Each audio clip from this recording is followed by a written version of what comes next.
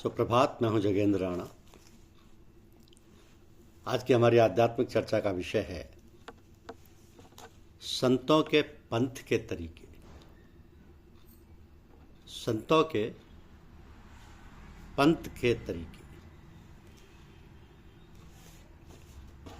ये जो संतों की 7 मंजिलों की सैर भी अपने आप होती रहती है।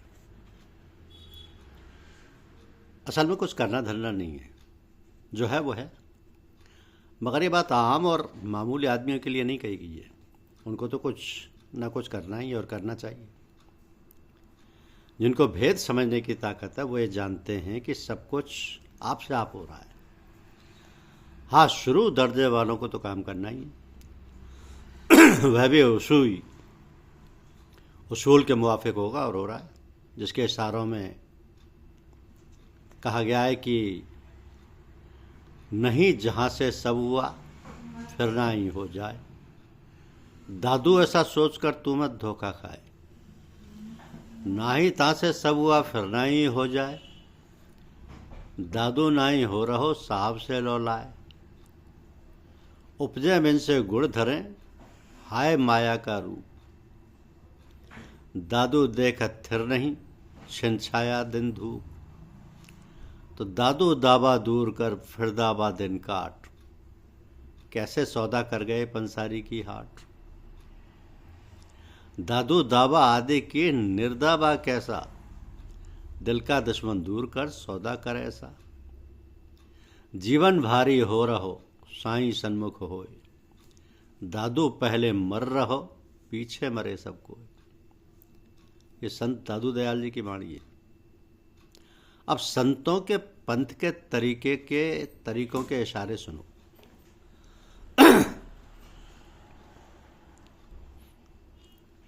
पहला होता है तीसरा तिल यानी तलब। दूसरा होता है सहस्त्र दल कमल यानी इश्क। तीसरा त्रिकुटी यानी मार्फत। चौथा शून्य यानी तौहीद। पांचवा महशून्य यानी इस्तिगना। छठा भंवर गुफा यानी फना। और सातवां सतलोक यानी बका। ये संतों के पंथ के तरीके के इशारे हैं, तरीकों के।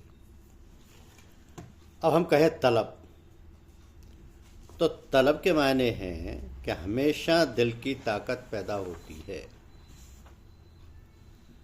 वही इश्क मार्फत तौहीद इस्तिगना फना में तब्दील होकर बका हो जाती है। अब बका तो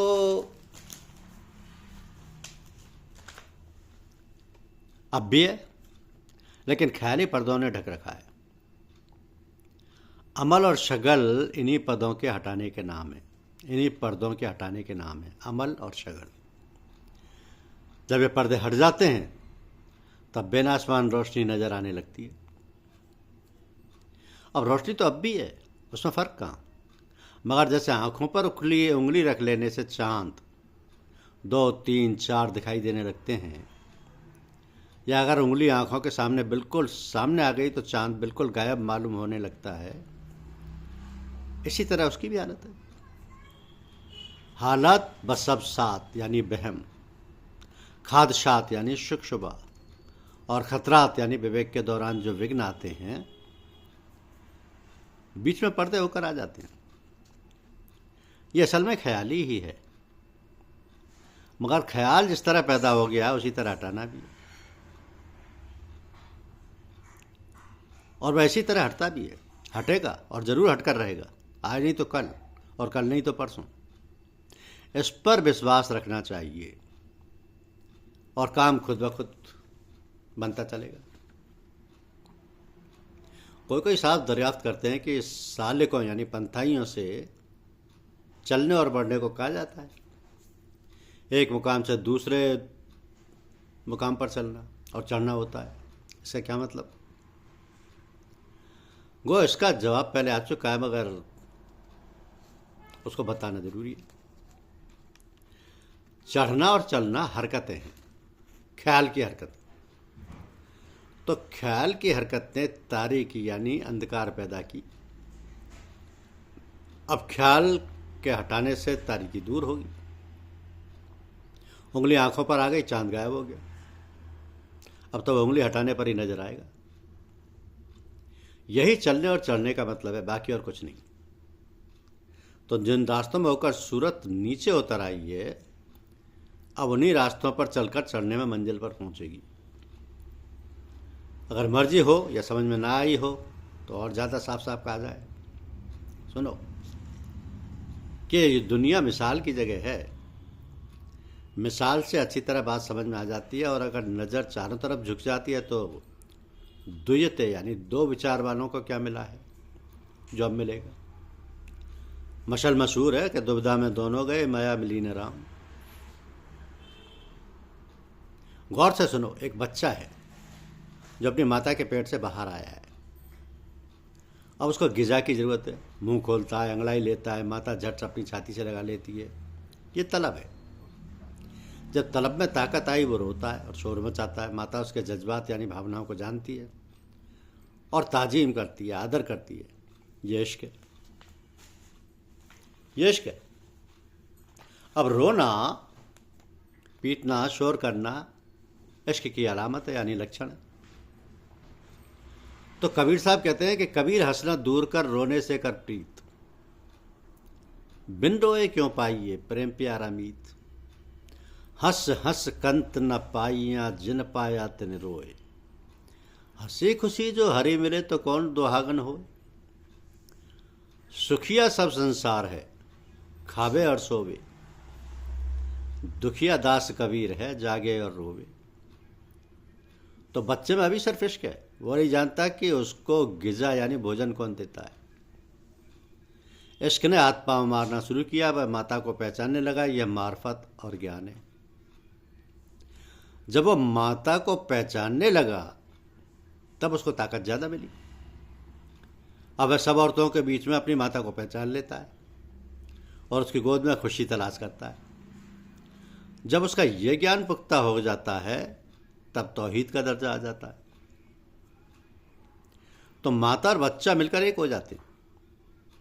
इससे पहले वो शायद किसी दूसरे के पास तो रहता, मगर उसकी नींद जब खुलेगी माता को याद आएगी, माता की याद आएगी उसे, और उसको सिर्फ माता के पास ही चैन मिलेगा, क्योंकि चैन तभी मिलता है जब दो मिलकर एक हो जाती है। इस तरह माँ और बच्चे की बहदानियत को देखकर प्रेम का सबक सीखना चाहिए। वो उसी से जिद करता है, कपड़े फाड़ देता है, गाली दे बैठता है, गुस्सा हो जाता है। माँ भी उसे खूब पीटती है, फिर भी भला कोई कोशिश करके उसको माँ की गोद से हटा तो ले, तो मैं मर्द समझूं। सब कुछ हो जाए मगर वो माँ का है और माँ उसकी है। दोनों इस बात को बिना समझाए समझते हैं। तौहीद समझने व समझाने का मजमून नहीं है, यह दिल का जज्बा होता है। इसमें असलियत है जिसको तस्वीर कोई फोटोग्राफर नहीं खींच सकता, ना कोई कभी ख्याल में ला सकता है। बच्चा माँ का गोश्त व पोश्त है, पैदाइश की जड़ और असल है। यह इल्म किसी किताब या उपदेश से नहीं लिया गया है। अच्छा, बच्चा कितना ही मेला क्यों ना हो और माँ कितने ही साफ कपड़े क्यों ना पहने हो, बच्चे को कीचड़ में देखकर उसको तुरंत गोद में उठा लेगी। शेर या भेड़िया आया या कोई और डरावनी सूरत नजर आई, बच्चा कहाँ जाएगा? माँ की गोद की तरफ भागेगा। कोई कितना ही समझाए कि माँ में बचाने की ताकत नहीं है, मगर वो कभी किसी की नहीं सुनेगा। वो सबसे ज़्यादा अक्लमंद है, वो सबसे ज़्यादा अक्लमंद है।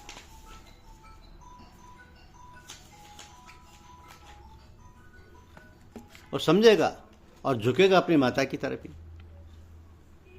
जब इश्क जोर पर आता है और मार्फत हो जाती है, तौहीद यानी अनेक से एक पर आना, तो आपसे आप भीगी जाती है, बुलाने की जरूरत नहीं होती। अब दिल की अंगीठी में इश्क की आग भड़क रही है, जिसको गरज हो आकर बुझाए। जलता है जल जाएगा, उसको क्या परवाह है मगर नहीं कि आग जलती देखकर साईं आए धाए, प्रेम बूंद से छिड़क कर जलती लई बुझाए। क्या मतलब? बच्चा जब रोता है तो माँ हजार काम छोड़कर चली आती है, इसी तरह तलब, इश्क और मार्फत के पैदा होते ही तौहीद यानी एक भाव आ जाती है। और तालिब यानी तलाश करने वाला, व मतलूम जिसकी तलाश की जाती है। तालिब और मतलूम दोनों मिलकर एक हो जाते हैं। तलाश करने वाला और जिसकी तलाश की जा रही है दोनों मिलकर एक हो जाते हैं। जब तौहीद पुख्ता हो जाती है तो इस्तिग़ना आ जाती है। इस्तिग़ना का मतलब है उपराम। एक हालत कभी नहीं रहती। बच्चा बेपरवाह हो गया, माँ को पहचान लिया, उससे मिलकर एक हो गया। अब वो खेलता फिरता है, माँ बुलाती है, वो खिलखिलाकर हंसता है और आगे दौड़ जाता है। दोनों में खेल हो रहा है। कौन सा खेल? तौहीद का खेल। कोई नादान ये ना कहे कि माँ और बच्चा दो नज़र आते हैं। अगर ऐसा कहे तो समझ लो कि उसकी आंखों में बीमारी है, जिसे एक चीज़ की दो दिखाई देती। बच्चा बड़ा और बढ़कर अपने आप में महव हो रहा है, गुम हो रहा है, यानी यही फना है। तौहीद की मंजिल से वो ऊपर आ गया, खुदी में बेखुदी है। कुछ दिनों ये हालत रही, फिर बका है, पुनर्जीवन है। अब उसको पीछे की मंजिल से कोई सरोकार नहीं रहा। एक मामूली टूटी फूटी मिसाल से असलियत समझाने की कोशिश की गई है कि अगर समझ में आ गई तो ऐन खुशी की बात है, अगर नहीं समझ पाया तो जाने दो। अब ये बुलंद नजरें हैं, यानी ऊंची दृष्टि नहीं आई, फिर कभी देखा जाएगा। तो एक साहब तसब्बुब पसंद यानी सूफी मजहब पसंद करने वाले ऊपर के मजमून को सुनकर बोले कि ये सब सच हो, मगर आप हमेशा गुरु गुरु क्यों किया करते हैं? ये 7 मंजिलें तय करने में तो गुरु की जरूरत ही नहीं होती। वाह भाई वाह, ये तो वही मसल हुई जैसे कोई कहे कि बच्चे को माँ की जरूरत नहीं, विद्यार्थी को शिक्षक की जरूरत नहीं। मौजूदा हालात में ये बहुत मुश्किल बात है। बगैर गुरु की मदद के रूहानियत यानी आध्यात्म विद्या को प्राप्त करना आसान काम नहीं है। माँ अगर ना हो तो बच्चे का इश्क पुख्ता कैसे हो? उस्ताद अगर ना हो तो विद्यार्थी में पुख्तगी कैसे आए? इसी तरह अगर रूहानियत का गुरु ना हो तो इल्म यानी आध्यात्म विद्या कैसे नसीब हो? इल्म रूहानियत कैसे आए? यहाँ तो कदम कदम पर सहारा लेने की जरूरत है। मगर खैर, कौन ज़्यादा सुलझे। सुनो, फिर वही बात दोहराई जाती है कि तालिब यानी जिज्ञासु में रूहानियत की तलब पैदा हुई तो वो गुरु की खिदमत में गया और बच्चों की तरह उनके कलाम या वचनों में से रूहानी गिज़ा, जिसको बोलते हैं आत्मिक या आध्यात्मिक आहार, पाने लगा और उसे पलने लगा। अब मोहब्बत में गुरु का प्रेम पैदा हुआ।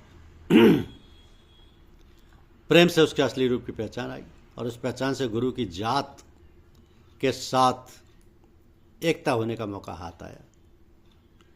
गुरु की जात का मतलब गुरु के व्यक्तित्व के साथ एक होने का मौका हाथ आया।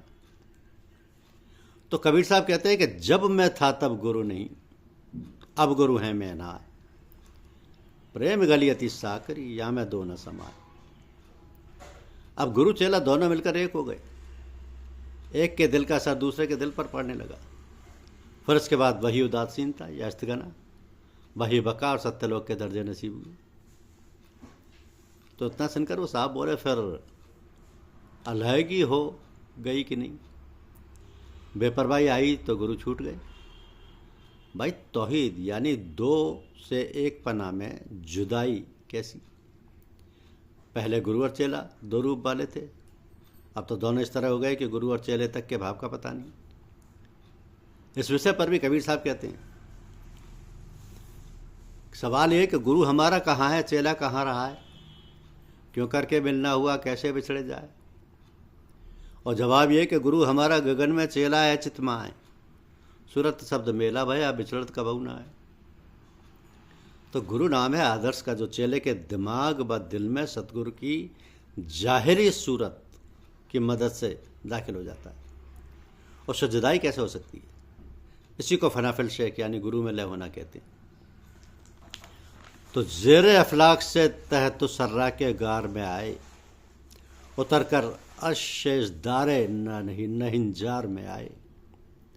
न तुम समझो कि हम दुनिया के कारोबार में आए, गरज थी इश्क के सौदा से इस बाजार में आए, अदम से जान वे हस्ती तलाशे यार में आए, भविष्य गुल में हम इस बादिए पुरखार में आए।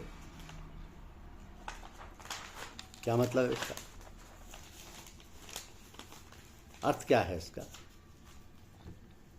कि आकाश से उतरकर मृत्यु लोक के गड्ढे में आए, हम जिस ऊंची हालात को मिले हुए थे या लिए हुए थे, या जो हमारा असली रूप था, उसको छोड़कर हम इतने नीचे गिरे कि पार्श्विक वृत्ति में दिखलाई देने लगे। अब ये मत समझो कि हम इस दुनिया के कारोबार में अपने को लगाए हुए हैं। हमारी गरज तो केवल प्रेम थी और उसी की तलाश के लिए इस दुनिया रूपी बाजार में आए हैं। तो हमने उस प्यारे प्रीतम की खोज में शून्य से निकलकर यह आकार धारण किया और फूल की तलाश करते करते कांटेदार झाड़ियों में आ फंसे। अब आने को दुनिया में चले तो आए, कैसे आए यह नहीं जानते, आए हैं इतना जानते, क्यों आए इसको भी कुछ कुछ जानते, मगर जाहिर करने की ताकत नहीं है। दिल को किसी चीज़ की चाह है, उसकी तलाश है, और रात दिन उसी तलाश में हैरान व परेशान रहते हैं। अब जिस तरह समुद्र में लहरें हैं, कभी आसमान की तरफ जाती हैं, कभी किनारे से टकराती हैं, इसी तरह के उठक बैठक में हम भी पड़े रहते हैं। जिस तरह दरिया में गोता लगाने वाला कभी कभी नीचे ऊपर आता है, कभी नीचे कभी ऊपर जाता है, तो हम भी दुनिया के दरिया के गोताखोर हैं, तह में घुसते और उभरते रहते हैं। तो जब तक मोती हाथ नहीं आता, इसी कोशिश में पड़े रहते हैं। इसी का नाम जन्म मरण द्वंद्व की अवस्था व संसार है। भाई, बच्चा दुनिया में आता है, अगर छोटे से बच्चे के जज्बात पर गौर किया जाए तो उसमें 3 बातें मिलेंगी। पहला, भोग का शहदाई, यानी खाने पीने की ख्वाहिश रखने वाला। दूसरा, हर चीज़ की माहियत, यानी असलियत को जानने की ख्वाहिश। तीसरा, नुमाइश, यानी दिखावे का कुदरती शौक। अब ये 3 बातें हर बच्चे में मिलेंगी, चाहे वह इंसान की औलाद हो या हैवान की। वो हर चीज़ को मांगता, हर चीज़ की असलियत का इल्म लेता और अपने आप को दिखाता चलता है। इस भोग विलास व इल्मी तलाश व खुद नुमाई, यानी अपने को दिखाने की इच्छा की कोई हद नहीं है। जो चीज़ पसंद की देखता, उसी को लेना चाहता है, अपने सामने दूसरे को जरा भी परवाह नहीं। एक चीज़ से रगबत यानी लगाव कम हुई तो दूसरे की चाह, मगर चाहता है सिर्फ अपने फ़ायदे की चीज़। अगर कोई कड़वी दवा या कड़वी चीज़ दी जाए तो मुंह फेर लेगा। यह जज्बा सिर्फ इंसानी बच्चों में ही नहीं है, बल्कि हैवानों के बच्चे भी इससे खाली नहीं, बल्कि अपनी ग़िज़ा को चुनने में इंसान से ज़्यादा तमीज़ रखते हैं। अगर हैवानों की हालत पर गौर किया जाए तो बहुत से सबक मिलते हैं। जो पसंद ना हो चीज़ की तरफ आँख भी नहीं उठाते। इसी तरह की बहुत सी बातें हैं जो हैवानों में कुदरती तौर से नज़र आती हैं, इनको बताने सिखाने की ज़रूरत नहीं पड़ती। जानवरों में तो देखते ही, मगर बेजान जिन्हें समझा जाता है, वे भी इससे खाली नहीं मिलेंगे। वे भी किसी चीज़ को अपनी तरफ खींचते व दूर करते रहते हैं। तो हर चीज़ को बढ़ने, पूरा होने और सबसे मिलकर एक होने का कुदरती शौक़ है। इसी कुदरती शौक़ का नाम तलब है। धन्यवाद।